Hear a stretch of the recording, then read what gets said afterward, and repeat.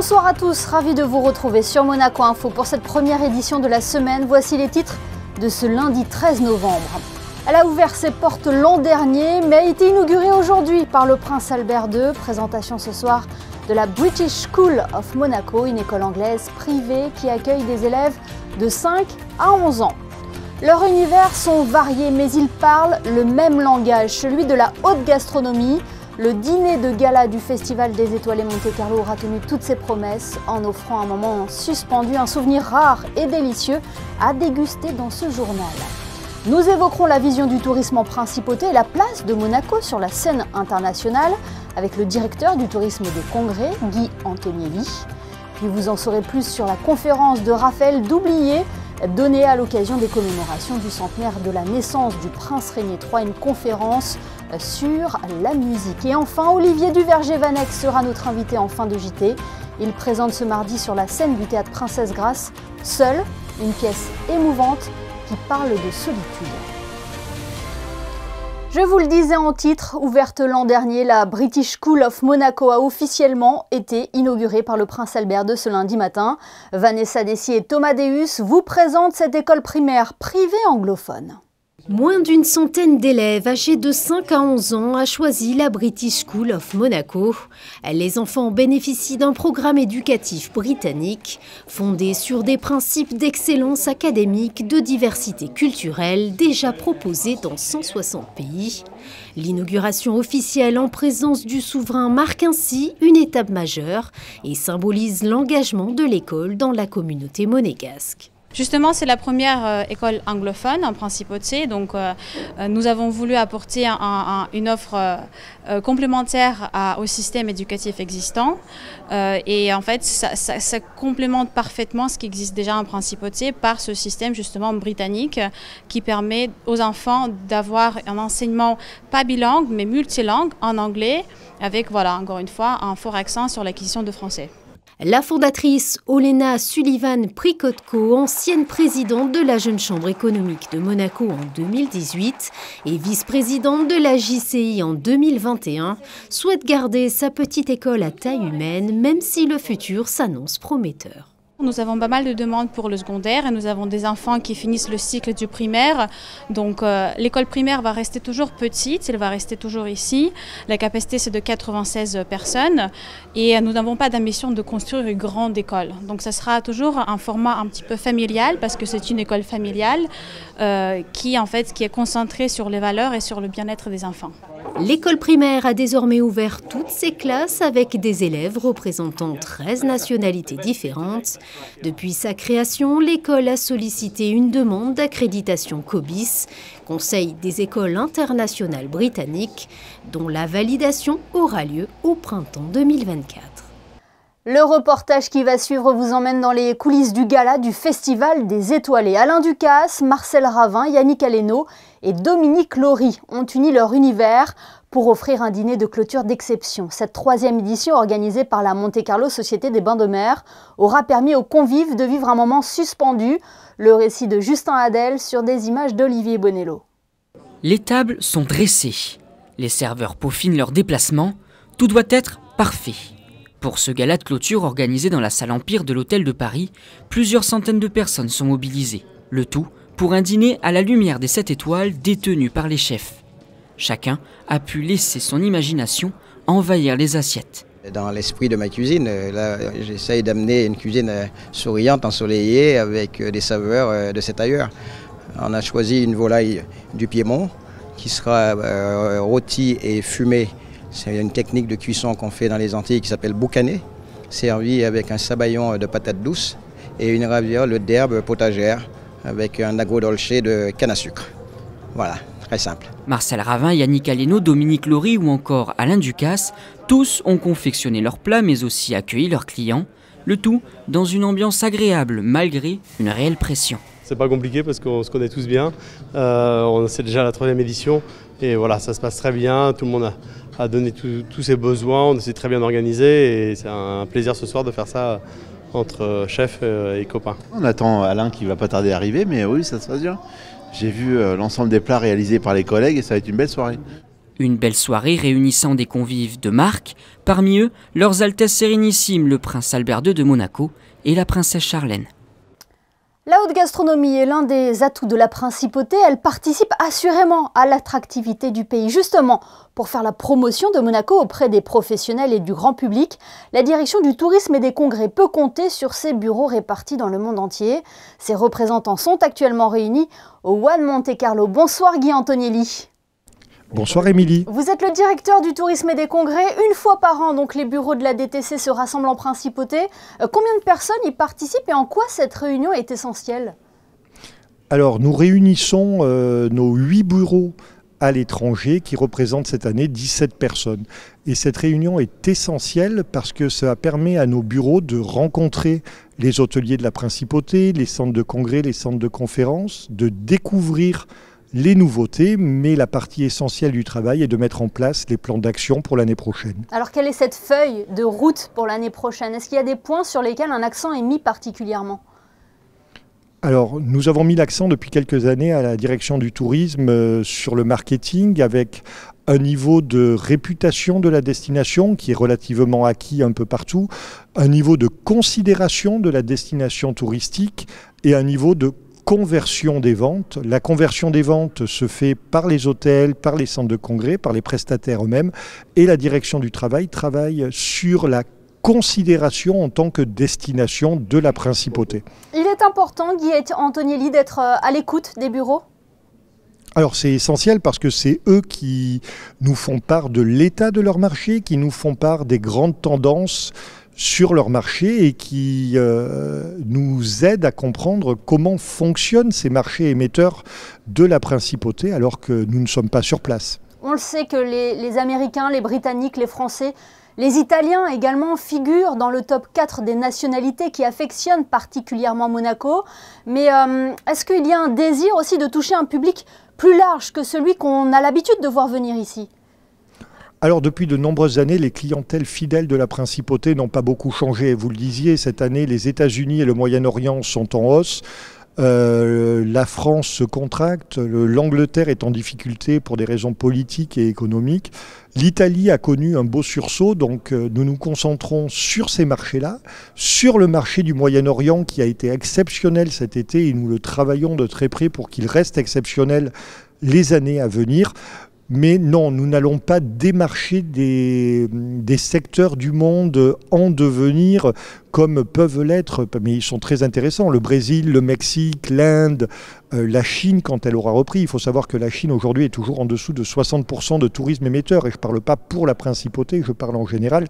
Nous nous concentrons aujourd'hui sur les clients qui peuvent venir dans les années immédiates, les mois et les années à venir immédiatement. Et les clients sont toujours au rendez-vous? Les derniers chiffres du tourisme en principauté restent encourageants? Alors les chiffres sont très encourageants, même si en termes de volume, nous avons connu une baisse de 11% par rapport à 2019, mais en termes de chiffre d'affaires, une très forte hausse. Donc il faut trouver cet équilibre entre un tourisme de qualité qui ne nous amènera pas vers un surtourisme comme ont pu le connaître certaines destinations. Ce n'est pas ce que nous voulons, mais ce n'est pas ce qu'a connu Monaco et ce n'est jamais ce qu'a connu Monaco. Donc aller vers ce tourisme de qualité, mais avoir un volume également suffisant pour que tous les secteurs de la principauté qui vivent du tourisme, de la simple boutique de souvenirs à la sandwicherie, aux grands hôtels, puissent vivre du tourisme en principauté. Guy Antonielli, est-ce que Monaco a sa place sur la scène internationale du tourisme ? Alors Monaco a toute sa place et nous le voyons dans les conférences internationales auxquelles nous participons. Monaco, dès que nous annonçons être la délégation de Monaco, nous avons toujours des gens autour de nous qui nous demandent quelles sont les clés du succès. Donc Monaco est reconnu comme un pays qui a du succès, déjà en matière touristique, mais en matière de notoriété. Donc nous sommes reconnus pour ça et nous devons continuer à travailler pour entretenir ce succès. Ce sont les derniers échos que vous avez pu avoir, notamment lors de la dernière Assemblée générale de l'Organisation mondiale du tourisme en Ouzbékistan ?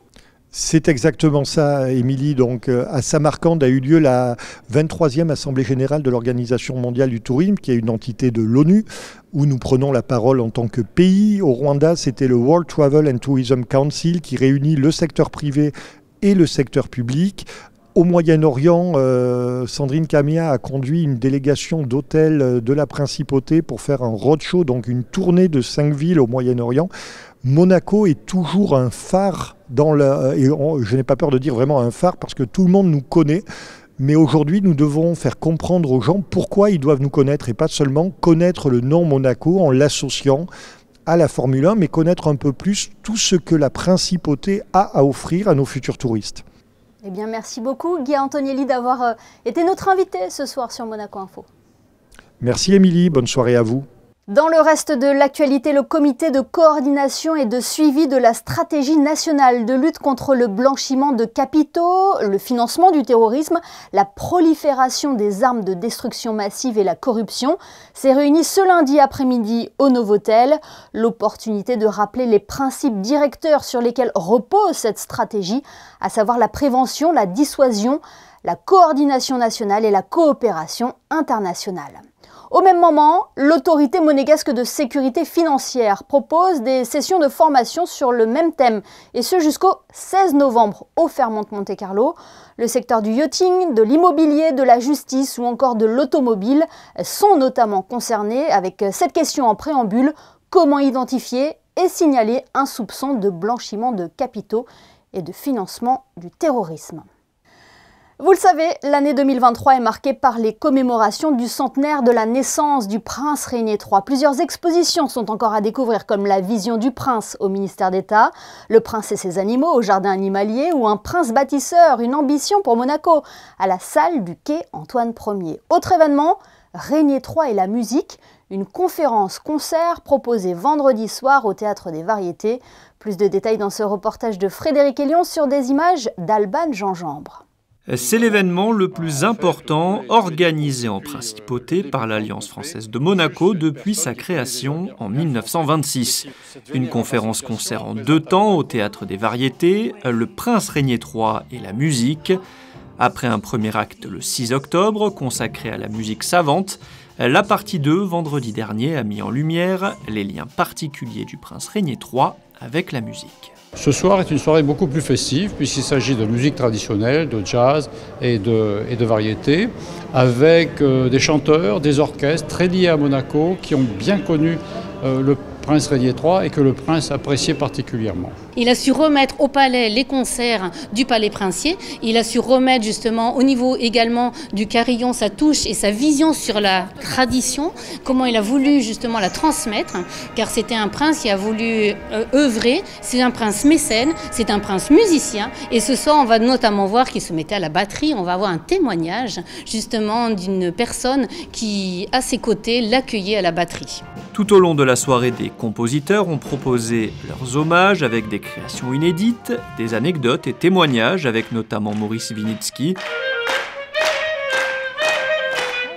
Parmi les temps forts de cette conférence-concert, une surprise musicale jouée en avant-première et en exclusivité. J'étais en recherche de pièces musicales contemporaines du Prince Régnier III et au détour d'un carton qui ne signifiait absolument rien de particulier par rapport aux autres, je suis tombé sur un texte en italien sous forme d'un poème et la signature de ce texte était celle du Prince Régnier III. J'ai regardé vite les pages qui y suivaient et quelle fut mon heureuse surprise de découvrir un conducteur de piano.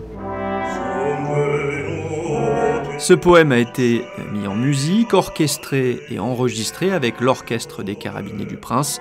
Ce morceau sera à découvrir dans le cadre d'un double album qui sortira au mois de mars. Notre prochain invité se produit ce mardi sur la scène du théâtre Princesse Grace. Olivier Duverger-Vanek présente Seul, une pièce écrite et interprétée par le comédien et mise en scène par Alice Faure. Un seul en scène émouvant qui se veut être un message universel. Bonsoir Olivier Duverger-Vanek. Bonsoir Émilie. Seul, c'est l'histoire d'un homme qui a connu la solitude dès son enfance. Cette histoire, c'est la vôtre, hein ? C'est la mienne à 80% dans l'écriture. C'est moi qui ai écrit le spectacle.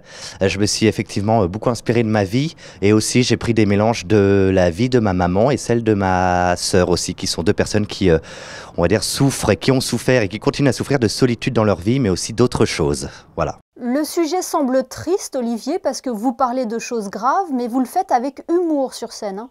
Ouais, moi je pense que l'humour c'est la chose la plus importante au monde. Je pense qu'on peut tout dire avec humour. En l'occurrence, l'histoire c'est un personnage qui ça commence comme un stand-up en fait. Vous voyez, y a ce petit côté stand-up où le personnage arrive sur le plateau et fait des blagues pas forcément très drôles. Lui se trouve très drôle et on se rend compte petit à petit que c'est cet humour-là qui l'a sauvé et c'est cet humour-là qui va lui permettre d'aborder des sujets beaucoup plus profonds, beaucoup plus durs aussi.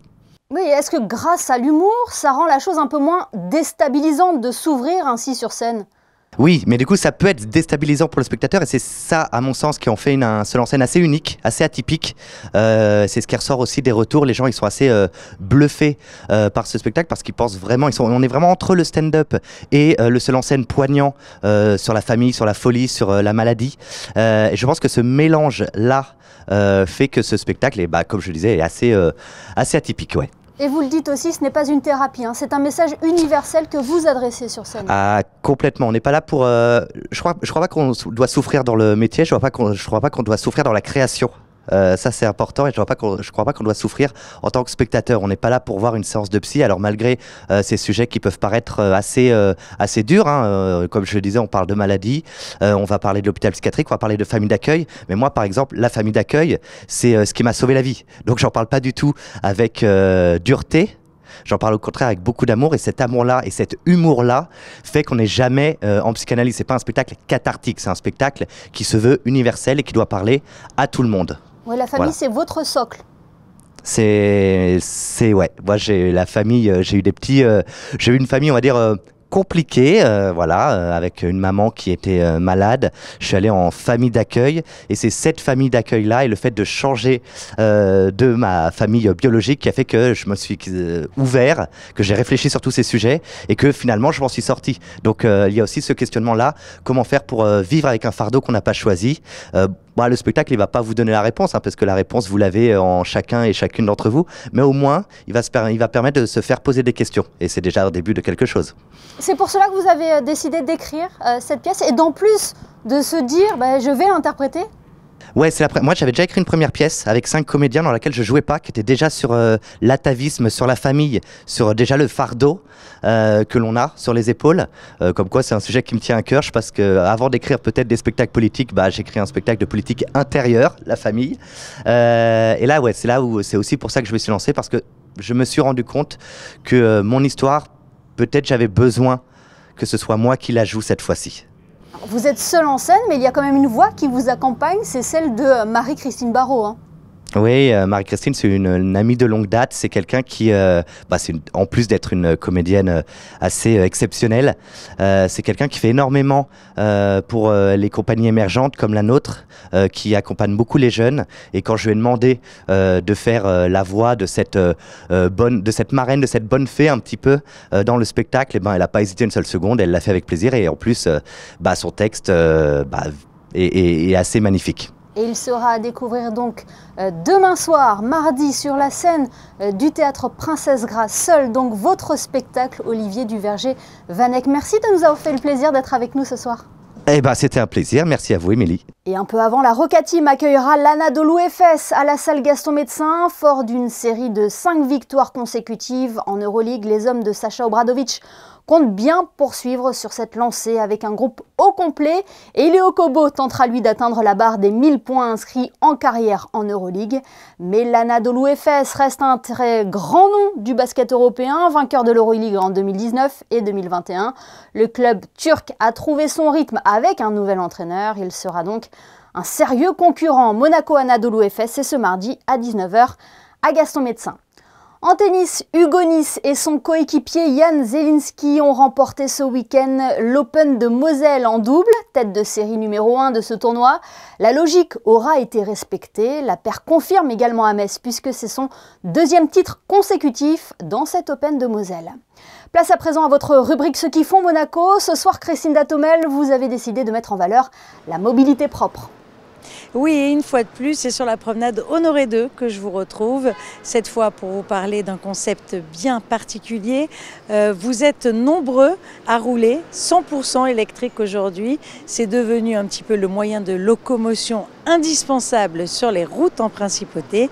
Et aujourd'hui, c'est chez Monaco Bike que nous vous retrouvons.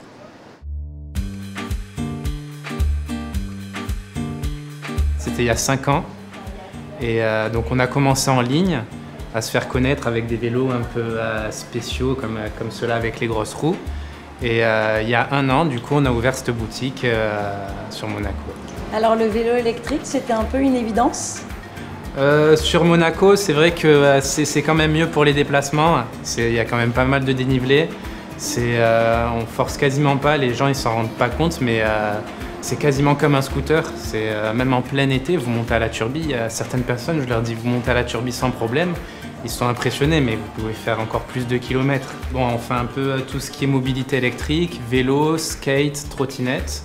Et on va faire toute la maintenance aussi, le SAV, que ce soit sur les trottinettes ou sur les vélos. Grâce au magasin, du coup, ça nous a donné un peu plus de maintenance à faire. Et c'est important pour nous de faire un suivi de nos produits. Quelles sont les différentes gammes de vélos que vous proposez ? Alors on va avoir des vélos plus classiques, des VTC, donc pour se balader en ville, pour aller un peu à la montagne. On va avoir des fat bikes, c'est des modèles un peu plus fun, donc assez confort avec des gros pneus. D'ailleurs c'est avec ça qu'on s'est fait connaître en partie. Et après on a des petits vélos pliables aussi, qui sont sympas pour les bateaux, mais aussi pour les camping-cars, pour les déplacements, pour les gens qui partent en vacances. Et puis vous faites de la location également ? Exactement, on propose un service de location, donc on fournit un vélo électrique avec panier, antivol, casque, et ça permet aux gens de sortir un peu de Monaco, d'aller vers Saint-Jean-Cap-Ferrat ou même de monter à la Turbie parce qu'ils ont une bonne autonomie, et on propose aussi avec siège enfant. Et ça coûte combien pour louer un vélo ? Alors 2 heures, on va être à 25 € et après c'est 45 € par jour, puis c'est dégressif suivant le nombre de jours. Ça permet aux locaux d'essayer les modèles sur 1 ou plusieurs jours et après soit ils passent le cap. Bon, en général, s'il y a essai, il y a achat. Le vélo électrique, c'est inné. Vous l'aurez compris, rouler à l'électrique aujourd'hui est indispensable pour notre planète, d'autant plus qu'avec un vélo, vous pouvez aller jusqu'à 25 km/h. L'autonomie est comprise entre 50 et 60 km. Donc, quoi de mieux que de s'offrir aujourd'hui un vélo électrique? Alors, Monaco Bike est ouvert du mardi au samedi de 10h à 18h. Il vous reçoit bien sûr pour vous présenter ses nombreux vélos ainsi que ses skates et ses trottinettes, mais également pour le service après-vente. Cette information à vous partager en cette fin de journal, la direction de l'environnement organise une collecte de lunettes de vue et de soleil du 21 au 26 novembre. Des caissons seront installés à l'entrée de la galerie commerciale de Fontvieille pour collecter vos montures. Elles seront ensuite remises à l'association monégasque Semeurs d'Espoir pour leur offrir une nouvelle vie et rendre service à des personnes qui en ont besoin. Monaco Info a lancé depuis 1 mois maintenant ses podcasts. Représentants politiques, économiques, acteurs du monde culturel ou sportif, ils viennent au micro de Geneviève Berthy exprimer leur passion ou leurs espoirs, toujours en lien avec leur implication dans la vie monégasque. Vous découvrez à l'image les 3 nouveaux invités qui sont à retrouver sur toutes les plateformes de podcast. Le directeur du NMNM, Björn Dahlström, Donatella Campioni, présidente de l'association Monaco Aide et Présence, et Samy Sass. On rejoint à présent Christinda Thomel pour les prévisions météo. Quel temps est prévu ce mardi, Christinda? Bonsoir Émilie, bonsoir à tous. Demain, quelques passages nuageux sont prévus dans la matinée, mais ils disparaîtront l'après-midi. Les températures monteront jusqu'à 22 degrés, les minimales atteindront les 15 degrés. Le soleil se lèvera à 7h21 et se couchera à 17h08. Mardi, nous fêterons les Sidoines. Merci Christinda et merci à vous de nous être fidèles chaque soir sur Monaco Info. Vous le savez, cette semaine sera ponctuée par la fête nationale et les différentes cérémonies de remise de médailles. Retrouvez-les d'ailleurs sur notre antenne, dont le direct de la fête du Prince ce dimanche à partir de 9h25. On referme d'ailleurs ce JT avec des photos archives saisissantes de Charlie Gallo, prise il y a 20 ans. On y aperçoit le prince Régnier III entouré de sa famille, mais aussi l'ancien ministre d'État Patrick Leclerc. Excellente soirée à tous sur Monaco Info.